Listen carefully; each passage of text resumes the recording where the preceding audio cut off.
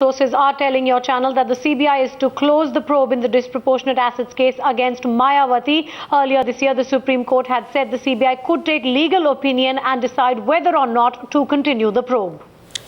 We've got Poonam Agarwal joining us on the story. Now, early last month, Poonam, the court had given relief to Mayawati as far as disproportionate assets amassed in the Taj corridor is concerned. But they had given the CBI the leeway to pursue other cases of disproportionate assets as far as Mayawati is concerned. And it's that part that the CBI is now planning to close, isn't it?